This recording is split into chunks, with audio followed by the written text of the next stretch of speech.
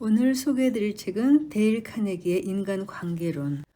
워낙 널리 알려진 베스트셀러여서 이미 많은 분들이 읽어보셨겠지만 가끔 이렇게 다시 또 펼쳐보면 새로운 감동이 있습니다. 그럼 저자 서문으로 시작하겠습니다. 지난 35년 동안 미국의 출판사들은 20만 종 이상의 책을 펴냈다. 거의 팔렸다고 할 수 없는 경우가 대부분이었고 많은 책이 적자를 기록했다. 내가 많은 책이라고 했던가? 현존하는 세계 최대 규모의 한 출판사 사장이 최근 내게 고박한 바에 따르면 그의 출판사가 출판을 해온 지 75년이 되었지만 아직도 출판하는 책 8권 중 7권은 적자를 면치 못한다고 한다. 그렇다면 나는 왜 무모하게도 또 한 권의 책을 쓴 것일까? 그리고 독자 여러분이 시간을 내서 내가 쓴 책을 읽어야 하는 이유는 무엇일까? 둘 다 대답하기 쉽지 않지만 매우 적절한 질문이다. 그리고 나는 이 질문에 소신껏 대답해 보고자 한다. 1912년 이래 나는 뉴욕에서 직장인과 전문직 종사자를 위한 교육 강좌를 진행해 왔다. 초기에는 대중연설에 대한 강좌만 진행했었다.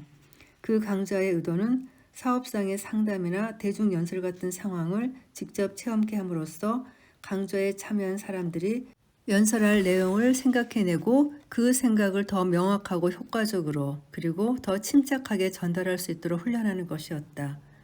하지만 강좌가 몇 차례 진행되면서 나는 점차 그 사람들에게 효과적인 연설 요령에 대한 훈련이 필요한 것 이상으로 업무적으로 혹은 개인적으로 매일 접하는 사람들과 좋은 관계를 맺는 기술에 대한 훈련이 절실히 필요하다는 것을 깨닫게 되었다. 또한 내 자신부터도 그런 훈련이 절실히 필요하다는 것도 점차 깨닫게 되었다. 지난 세월을 돌이켜보면 내가 얼마나 자주 요령이나 이해가 부족한 짓을 저질렀는가라는 생각을 하면 간담이 서늘해진다. 이런 책을 내가 20년 전에만 볼 수 있었어도 얼마나 좋았을까? 그랬다면 나는 얼마나 큰 혜택을 보았을 것인가? 사람을 다루는 일은 아마도 여러분이 부닥치는 가장 큰 문제일 것이다. 특히 여러분이 사업을 하는 경우라면 더욱 그렇다. 여러분이 가정주부이거나 건축자이거나 엔지니어인 경우도 사정은 다르지 않다. 몇 년 전 카네기 교사 육성 재단의 후원으로 이루어진 연구에 의해 매우 중요하고도 의미심장한 사실 하나가 밝혀졌다. 이 조사들이 밝혀낸 바에 따르면 엔지니어링 같은 기술적인 분야에서도 기술적 지식이 경제적 성공에 기여하는 바는 15%에 불과하고 나머지 85%는 인간관계의 기술, 즉 성격과 통솔력에 달려있다고 한다. 예를 들어 엔지니어링이나 회계, 건축 등 전문 분야의 경우라도 단순히 기술적인 능력을 갖고 있는 사람을 고용하는 데는 주급 25달러에서 50달러만 들이면 된다. 시장에는 그런 사람들이 쌓이고 쌓여 있다. 하지만 기술적 지식에 더해서 자신의 생각을 표현하고 리더십이 있고 다른 사람들의 열정을 불러일으킬 수 있는 능력이 있는 사람, 이런 사람에게는 더 보수가 높은 일자리가 기다리고 있다. 록펠러는 이렇게 말했다. 사람을 다루는 능력도 설탕이나 커피와 마찬가지로 사고파는 상품이라네. 나라면 이 세상 그 어떤 것보다도 그 능력을 사는데 더 많은 값을 치르겠네. 그러나 나는 이 글을 쓰고 있는 지금까지도 어느 한 대학에서건 성인들을 대상으로 이런 종류의 실제적인 상식적인 강좌를 하나라도 개설했다는 얘기를 들어본 적이 없다. 시카고 대학과 YMCA 연합학교는 성인들이 정말로 공부하고 싶은 게 무엇인지 알아보기 위해 조사를 진행했다. 항목에는 다음과 같은 질문들이 들어있었다. 당신의 직업은 무엇인가? 당신의 학력은 어느 정도인가? 당신은 여가 활동을 어떻게 하는가? 당신의 소득은 얼마인가? 당신의 취미는 무엇인가? 당신의 포부는 무엇인가? 당신의 고민은 무엇인가? 당신이 가장 공부하고 싶은 주제는 무엇인가? 조사 결과 성인들의 가장 큰 관심사는 건강이었다. 두 번째 관심사는 사람, 즉 어떻게 하면 다른 사람을 잘 이해하고 좋은 관계를 맺을 수 있는가? 어떻게 하면 사람들이 나를 좋아하게 만들 수 있는가? 그리고 어떻게 하면 다른 사람을 설득할 수 있는가 하는 것이었다. 이 조사를 진행한 위원회에서는 메리덴의 성인들을 대상으로 그러한 과정을 진행하기로 결정했다.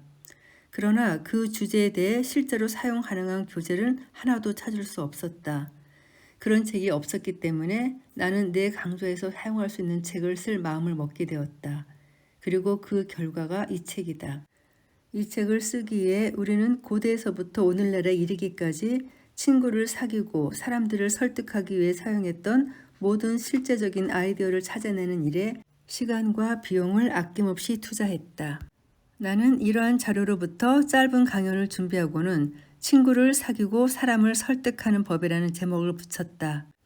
강의를 한 후 나는 사람들에게 돌아가서 현실 생활에서 접촉하는 사람들에게 배운 것을 적용해 보고 난 뒤 그 경험과 결과를 강좌에서 발표해 달라고 요청했다. 자기 개발을 갈망하면서 강좌에 참가한 그 사람들은 이런 새로운 방식의 실험실에서 활동한다는 생각을 매우 재미있게 받아들였다. 이 책은 우리가 일반적으로 생각하는 쓴다는 말과는 다른 의미로 쓰여졌다. 이 책은 마치 아이가 자라듯 자라났다. 이 책에 적혀있는 규칙들은 단순한 이론이나 추론의 산물이 아니다. 그 규칙들은 마법 같은 효과가 있다. 이상하게 들리겠지만 나는 이 원칙들을 사용하고서 말 그대로 인생의 혁명 같은 변화가 일어난 사람들을 많이 보았다. 유명한 윌리엄 제임스 하버드 대학 교수는 이렇게 말했다. 우리가 가진 잠재성에 비춰볼 때 우리는 단지 절반 정도만 깨어있다.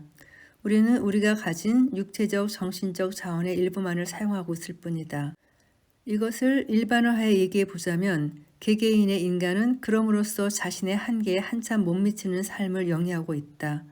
인간은 습관상 활용하지 못하고 있는 다양한 종류의 능력을 소유하고 있다.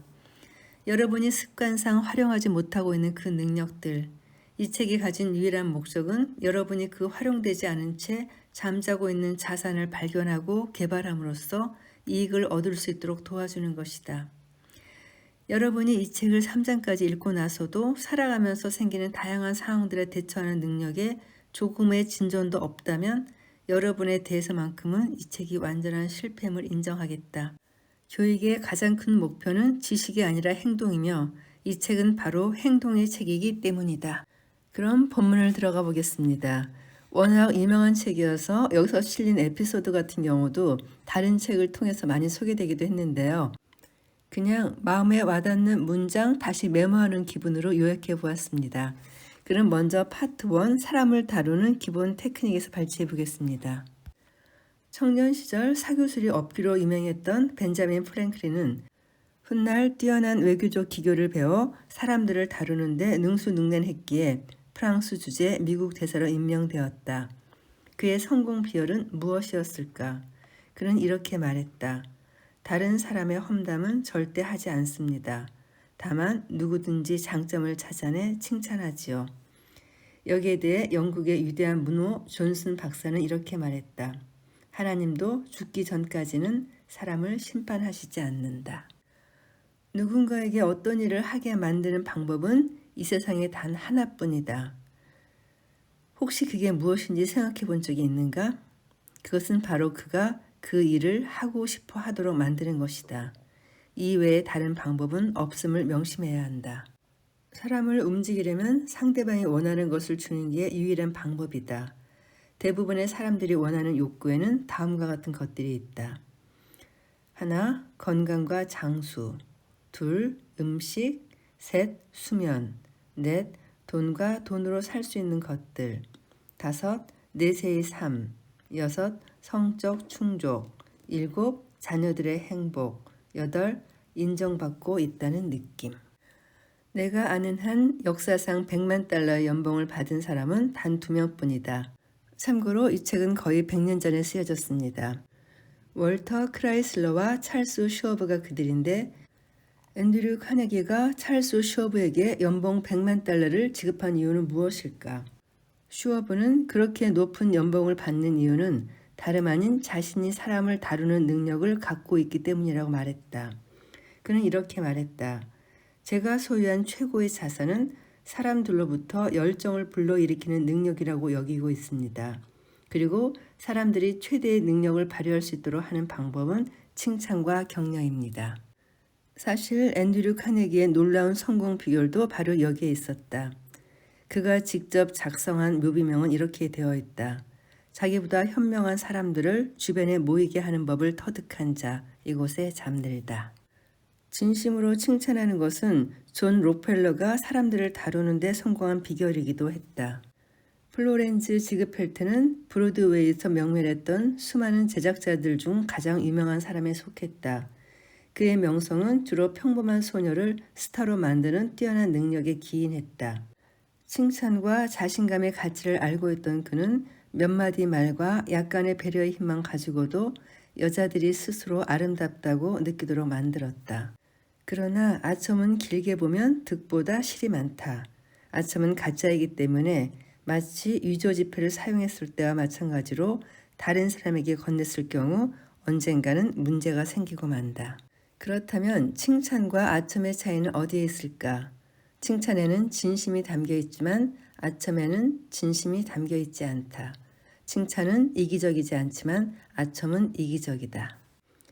아첨이란 상대방의 자기 평가와 일치하는 말을 해주는 것이다. 그러니 아첨은 잊어버리고 진심으로 인정하고 아낌없는 칭찬을 하자. 그러면 사람들은 그 말을 가슴속 깊이 소중히 간직하고 아끼며 평생을 두고 되풀이할 것이다. 당신이 그 말을 잊어버린 뒤에도 오랫동안 두고두고 그 말을 되풀이할 것이다. 다음은 인간관계라는 고도의 기술에 관해 헨리 포드가 한 말이다.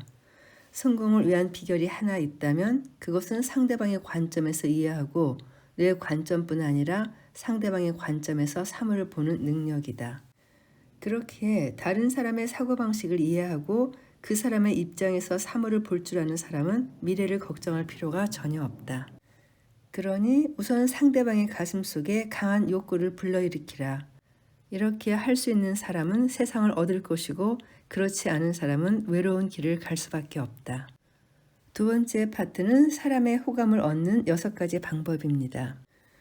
혹시 한 번이라도 먹고 살기 위해 일하지 않아도 되는 유일한 동물이 개라는 것을 생각해 본 적이 있는가? 암탉은 알을 낳아야 한다. 젖소는 우유를 만들어야 한다. 카나리아는 노래를 불러야 한다. 하지만 개는 단지 사람들에게 사랑을 주는 것만으로 먹고 산다.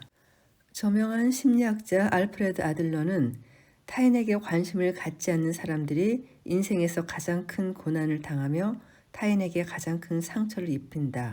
인간이 겪는 모든 실패는 이런 유형의 사람들로부터 발생한다고 책에서 말했다.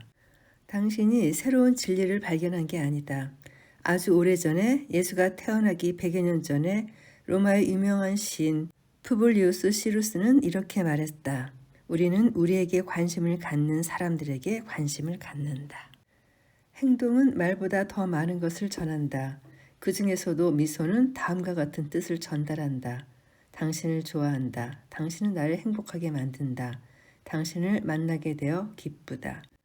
이것이 바로 개들이 그토록 사랑받는 이유다. 행동이 감정을 따라오는 것 같지만 실제로는 행동과 감정은 동시에 일어난다. 그러므로 더 직접적으로 의지의 통제를 받는 행동을 조절하면 의지가 통제할 수 없는 감정을 간접적으로 조절할 수 있다. 그러므로 유쾌함이 사라졌을 때 유쾌해지기 위한 최고의 자발적인 방법은 유쾌한 마음을 갖고 이미 유쾌한 것처럼 행동하고 얘기하는 것이다. 인간의 행복과 불행 또한 행복에 대해 어떤 생각을 갖고 있느냐에 따라 결정된다. 셰익스피어는 사물에는 선악이 없다.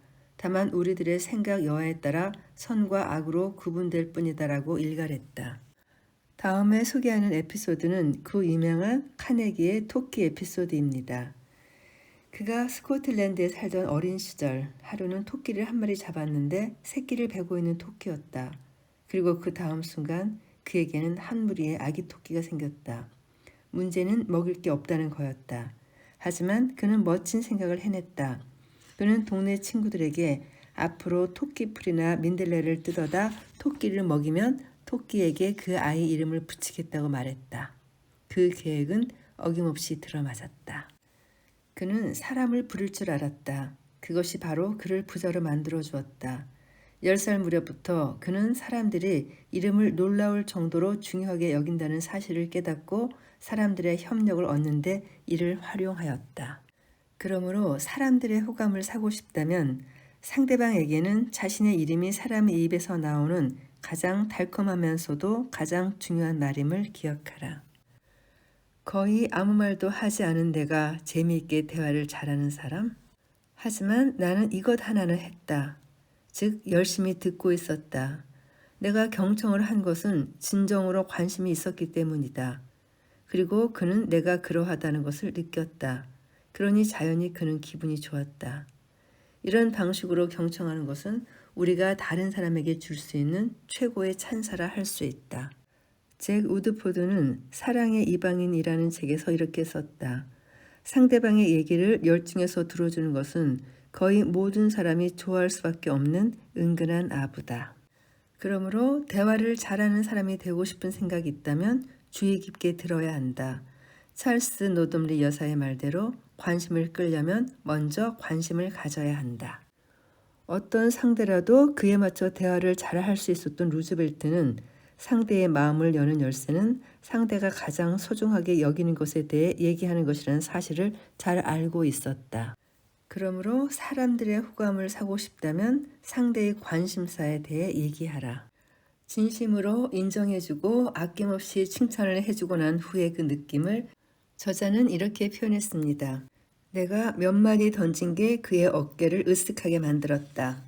나는 그날 오후 인류의 행복 총량에 약간이나마 보탠 듯한 느낌이 들었다. 거의 모든 사람들은 자신이 중요하다고, 그것도 매우 중요하다고 여긴다. 그건 국가들의 경우도 마찬가지다. 모든 국가는 다른 나라보다 자기 나라가 우월하다고 생각한다. 여기에서 애국심과 전쟁이 생겨난다.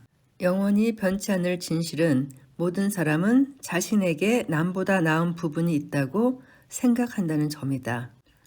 그러므로 상대방의 마음을 사로잡는 확실한 방법은 적어도 그가 자신의 자그마한 세상에서는 가장 중요한 사람이라는 것을 진심으로 받아들이고 또 여러분이 그렇게 생각하고 있음을 상대방이 은연중에 알게 만드는 것이다. 제가 책을 다시 한번 읽으면서 제일 어렵게 느껴지는 부분이 바로 이 부분이라는 생각이 들어요. 칭찬이라는 이 마법의 시금석을 어디서부터 적용하는 게 좋을까? 나는 가족만큼 칭찬이 필요하면서도 실제로는 부족한 곳이 없다고 생각한다. 그러면서 작가는 신문에서 오려낸 한 문단을 소개하고 있는데요. 재밌습니다. 한번 들어보세요. 아일랜드에 있는 블라니스톤의 입을 맞춰 아부의 도사가 되기 전에는 절대 결혼할 생각하지 말라. 결혼 전에는 여인을 칭찬하는 것이 기호의 문제일 뿐이다. 하지만 결혼 후에는 필수 문제이며 본인의 안녕을 위해서도 필요하다. 결혼 생활은 솔직함이 활개칠 수 있는 곳이 아니다. 그곳은 술책이 필요한 전장이다. 매일매일 편하게 지내고 싶다면 아내의 살림살이에 대해 불만을 표시하거나 엄마와 비교해 말하지 말라. 오히려 반대로 아내가 얼마나 가정적인지 항상 칭찬하고 비너스의 아름다움과 미네르바의 지혜와 메리안의 쾌활함을 한몸에 갖춘 둘도 없는 여인임을 공개적으로 자랑하고 다니라. 고기가 좀 질기고 빵이 좀 타더라도 불평하지 말라. 다만 언제나 이보다 훨씬 나은데 이런 날도 있네 정도로만 얘기하라. 그러면 아내는 당신의 기대에 부응하기 위해 부엌에서 온몸을 불태울 것이다. 누군가의 결혼식장에서 이런 주례사를 들으면 참 유쾌할 것 같아요. 이어지는 다음 파트는 상대방을 설득하는 12가지 방법입니다. 펜 상호생명보험사는 보험 판매원들에게 명확한 기준 하나를 제시해 지키게 하고 있다. 논쟁하지 말라. 지혜로운 벤자민 프랭클린은 늘 이렇게 얘기했다. 논쟁하고 괴롭히고 반박하다 보면 승리할 때도 있을 것이다. 하지만 그 승리는 공허한 승리다. 그렇게 해서는 결코 상대방의 호의를 끌어낼 수 없기 때문이다. 링컨도 언젠가 동료들과 격렬한 토론을 벌이기를 좋아하는 젊은 장교를 꾸짖으며 이렇게 말했었다. 자네가 옳고 상대가 옳지 않더라도 사소한 일이라면 양보하게. 내가 먼저 가겠다고 하다가 개에게 물리는 것보다 개에게 길을 양보해 주는 게 낫지. 물리고 나면 개를 죽이더라도 상처가 남지 않겠나. 여러 번 봐도 항상 웃음이 터지는 대목입니다.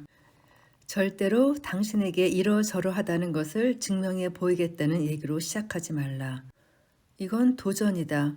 이것은 대립을 만들어 여러분이 시작하기도 전에 상대에게 여러분과 싸우고 싶은 마음을 갖게 한다. 무언가를 증명하고 싶다면 아무도 눈치채지 못하게 하라. 교묘하고 기술적으로 해서 아무도 여러분이 하는 일을 알지 못하게 하라. 영국의 고전주의 대표 시인 알렉산더 포프는 이렇게 말했다.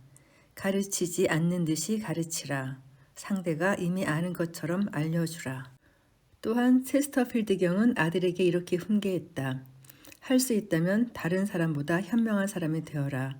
그러나 내가 더 현명하다고 상대에게 말하지 말아라. 만일 누군가 여러분이 보기에 틀린 발언, 아니 여러분이 틀렸다고 확실히 알고 있는 발언을 하더라도 이렇게 시작하는 게 낫다. 그런데 잠깐만요. 제 생각은 조금 다르긴 한데 제가 틀릴 수도 있습니다. 종종 그러거든요. 만일 제가 틀린 얘기를 하면 바로잡아 주십시오. 우선 사실부터 살펴볼까요? 과학자들의 방식이 바로 이렇다. 과학자는 결코 무언가를 증명하려고 하지 않습니다. 다만 사실을 드러내려고 할 뿐이죠. 여러분이 틀릴 수도 있다는 점을 인정하면 말썽이 생기는 것을 막아줄 것이다. 그러면 모든 논쟁이 그칠 것이고 상대도 여러분만큼 공정하고 대범해지기 위해 노력하게 될 것이다. 그리고 대다수 사람들은 자신의 종교나 헤어스타일 아니면 공산주의나 좋아하는 연예인에 대한 생각을 바꾸려 하지 않는다. 그러므로 만일 다른 사람에게 틀렸소라고 얘기하고 싶은 마음이 들면 매일 아침 식전에 무릎을 꿇고 경건한 마음으로 아래 구절을 읽기 바란다. 우리는 가끔 아무런 저항이나 감정의 동요 없이 생각을 바꾸기도 한다. 하지만 남에게서 틀렸다는 얘기를 들으면 그 지적에 반감을 품고 생각이 더 굳어진다. 누군가 내 신념을 빼앗으려 하면 그 신념에 쓸데없이 집착하게 된다.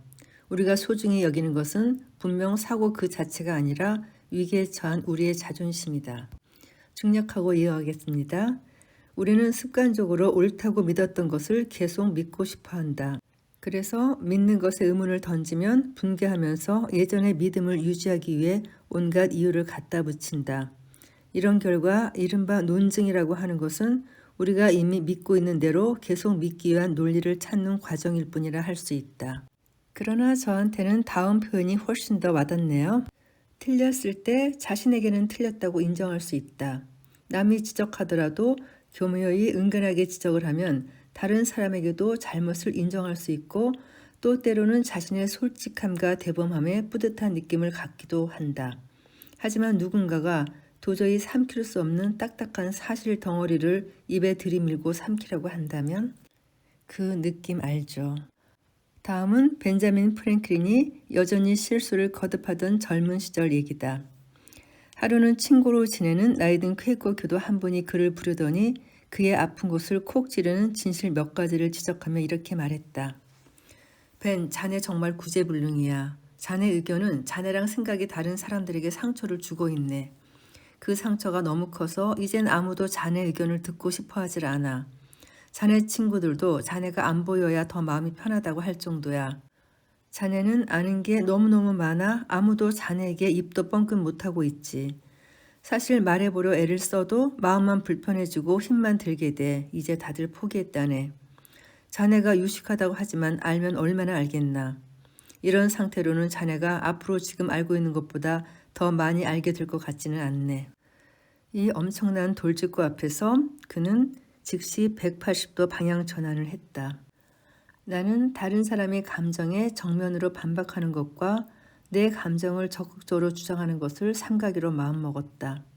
심지어 말을 할 때 고정된 의견을 암시하는 말이나 표현, 예를 들어 확실히, 의심의 여지 없이 등의 말을 삼가고 대신에 내 생각엔, 내가 이해하기로는, 추측하건대, 현재로 봐서는 등의 말을 사용하였다. 내가 보기에 다른 사람이 틀린 주장을 하더라도 대놓고 반박하거나 바로 그 주장의 오류를 보여주는 즐거움을 참기로 했다. 처음에는 이런 태도를 취하기 위해 성질을 죽여야 했지만 나중에는 이것이 너무 편하고 익숙해져 아마 지난 50년간 내가 독선적인 말을 하는 것을 들어본 사람이 하나도 없을 것이다. 다른 사람의 감정을 상하게 하지 말라. 그러면 내가 바라는 대로 될 것이다. 다른 사람을 설득하고자 할 때 대부분의 사람들은 혼자만 떠들어대는 경향이 있다. 특히 세일즈맨들 중에 이런 치명적 실수를 저지르는 사람들이 많다. 상대가 말을 하도록 해야 한다. 그는 여러분보다 자신의 사업이나 문제에 대해 더 많이 알고 있다. 그러니 그에게 질문을 해라. 상대가 한 수 가르치는 얘기를 할 수 있게 하라. 내 친구들이라 할지라도 내가 자랑하는 것을 듣고 있는 것보다는 자신의 업적에 대해 늘어놓고 싶어 한다는 것이 진실이라. 그러니 적을 만들려거든 친구에게 이겨라. 벗을 만들려거든 친구가 이기게 하라. 우리에게 이긴 친구는 자신의 존재가 인정받았다는 느낌을 갖게 되지만 우리에게 진 친구는 열등감과 부러움, 질투만 생기게 되기 때문이다. 여러분은 손가락 하나 까딱도 하지 않았는데 은쟁반에 담겨 식탁에 오른 남의 아이디어보다는 여러분 자신이 애써 발견한 아이디어에 더 신뢰가 가지 않는가?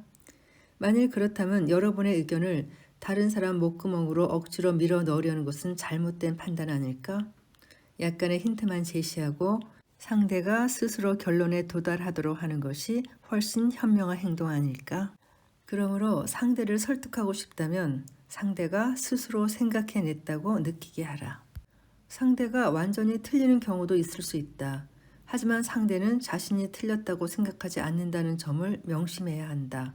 상대가 그렇게 생각하고 행동하는 데는 다 이유가 있게 마련이다. 그러나 이도저도 통하지 않는 사람은 늘 있기 마련. 다른 방법이 통하지 않을 때는 이렇게 하라. 찰스 슈워브가 경영하는 공장 중에 생산량의 기대에 미치지 못하는 공장이 있었다. 슈워브가 공장장에게 당신처럼 유능한 사람이 있는데 왜 실적은 기대에 미치지 못하는 거요? 하고 물었더니 공장장은 저도 모르겠습니다. 달래봐도 밀어붙여봐도 화를 내거나 심지어 다 해고해 버리겠다고 위협해도 통하지를 않습니다. 직원들이 일을 하려고 하지 않습니다. 라고 대답했다. 마침 저녁 시간이라 야간 근무조가 투입될 시간이었다. 슈워브는 분필을 하나 달라고 하고는 근처 직원에게 이번 조는 용해 작업을 몇 번 했어? 라고 묻더니 직원이 6번이라고 대답하자 아무 말 없이 바닥에 6이라고 크게 쓰고는 가버렸다. 다음 날 아침 슈워브가 다시 공장으로 갔다. 야간 근무조가 6이라는 숫자를 지우고 7이라고 써놓았었다. 그날 출근한 주간 근무조는 바닥에 7이라는 숫자가 커다랗게 쓰여있는 것을 보았다. 그리고 그날 일을 끝내고 나가면서 그들은 10이라는 엄청난 숫자를 커다랗게 써놓았다. 이에 대해 찰스 슈워브는 이렇게 말했다. 일이 되게 하려면 경쟁심을 자극해야 합니다. 돈벌이에 급급한 치사한 경쟁심이 아니라 나보다 앞서고 싶다는 경쟁심 말입니다. 남보다 앞서고 싶다는 욕구, 도전, 과감히 덤비기.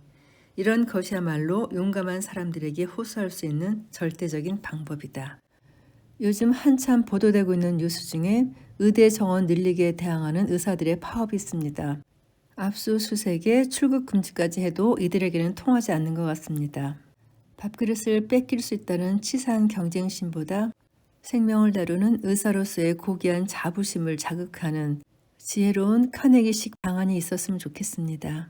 마지막으로 몇 가지 에피소드 소개하고 마치겠습니다. 얼마 전 유럽 도시기행 이스탄불 편을 읽다가 무스타파 케말이라는 사람을 알게 되었는데요. 여기 케말에 관련된 에피소드가 있어 소개하려고 합니다. 1922년 수백 년에 걸친 극심한 대립 끝에 터키 사람들은 자국 영토에서 그리스 사람들을 영원히 몰아내야 한다는 결정을 내렸다. 무스타파 케말은 병사들에게 나폴레옹처럼 원대한 포부를 담은 연설을 했다. 여러분의 목표는 지중해다. 이 연설과 함께 현대사에서 가장 치열한 전쟁이 일어났다. 승리한 쪽은 터키. 그리스의 두 장군 트리코피스와 디오니스가 항복하기 위해 케말이 있는 곳으로 가는 동안 터키 사람들은 굴복한 적에게 끝없는 저주를 퍼부어댔다. 하지만 케말의 태도는 전혀 승자의 것이 아니었다. 그는 군인 대 군인의 입장에서 이렇게 말했다.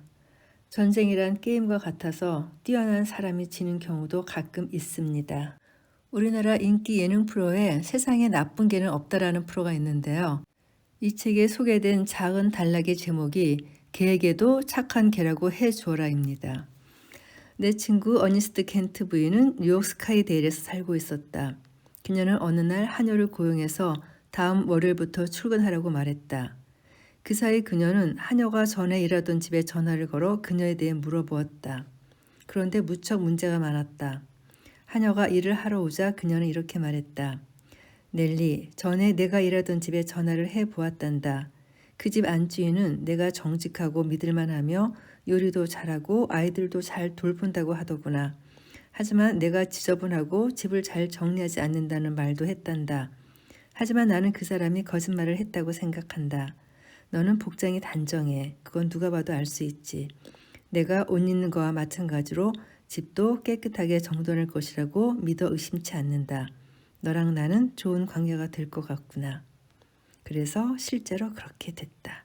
다시 말해 상대의 어떤 부분을 개선하고자 한다면 문제의 특성이 이미 상대의 뛰어난 점 중에 하나인 것처럼 행동해야 한다. 셰익스피어는 내가 못 가진 덕성은 갖고 있는 것처럼 행동하라고 말했다. 살아가면서 바보 같은 짓을 많이 저지를지도 모르지만 사랑 때문에 결혼하는 미련한 짓은 결코 하지 않겠다. 이것은 영국의 재상 디즈데일리가 한 말이다. 그리고 실제로 그는 연애 결혼을 하지 않았다. 그는 35이 될 때까지 독신으로 지내다가 자신보다 15살이나 연상의 미망인에게 청혼했다. 사랑 때문이었을까? 아니다. 그녀도 그가 자신을 사랑하지 않는다는 사실을 알고 있었다. 그녀도 그가 돈 때문에 결혼하려 한다는 것을 알고 있었다. 그러나 역설적이게도 수없이 많은 불화와 싸움으로 얼룩져 있는 결혼의 역사에서 디즈데일리의 결혼은 가장 뛰어난 성공 사례로 알려져 있다. 디즈데일리가 선택한 부유와 미망인은 젊지도 않았고 아름답지도 않았고 똑똑하지도 않았다. 그녀는 문학과 역사에 대해 무식함을 드러내는 말을 해서 사람들이 웃음을 터뜨리도록 하는 적이 많았다. 옷을 고르는 취향은 천박했고 집안 가구를 고르는 취향도 이상스러웠다. 하지만 그녀에게는 결혼 생활을 하는데 가장 중요한 부분에서는 그야말로 천재적인 면이 있었으니 그것은 남편을 다루는 기술이었다. 집은 그가 정신적 긴장을 풀고 메리안의 따뜻한 애정을 느끼며 편안히 쉴 수 있는 곳이었고 시간이 흐를수록 그런 데서 오는 그의 기쁨은 더해갔다. 나이 들어가는 아내와 함께 집에서 보낸 이 시간이 그의 삶에서 가장 행복한 순간이었다. 그녀는 그를 도와주는 협력자였고 비밀을 털어놓을 수 있는 믿음직한 친구였으며 그에게 충고해주는 조언자였다. 메리앤은 결코 완벽하지 않았지만 30년 동안 끊임없이 자신의 남편을 자랑하고 칭찬하고 존경했다. 그 결과는 무엇이었을까? 디즈데일리는 이렇게 말했다. 우리가 결혼한 지 30년이 지났지만 나는 한 번도 권태기라는 것을 느껴본 적이 없다. 그들 사이에 서로 주고받는 농담이 있다. 내가 돈만 보고 당신과 결혼했다는 거 알지? 디즈데일리가 이렇게 얘기하면 메리앤은 미소를 지며 이렇게 대답했다. 물론이죠. 하지만 다시 결혼하게 된다면 그땐 사랑 때문에 저와 결혼하실 거죠? 그렇죠? 메리앤은 완벽하지 않았다. 사실이다. 하지만 디즈데일리에게는 그녀를 자신의 모습 그대로 놔두는 현명함이 있었다. 헨리 제임스는 이렇게 표현한 바 있다. 다른 사람과 관계를 맺는 데 있어 무엇보다도 먼저 알아야 할 것은 상대가 나의 행복 추구 방식을 억지로 바꾸려고만 하지 않는다면 나도 상대의 독특한 행복 추구 방식을 그대로 인정해 주어야 한다는 점이다. 네, 예나 지금이나 인간 관계의 마지막은 결혼 생활에서 마무리된 것 같습니다.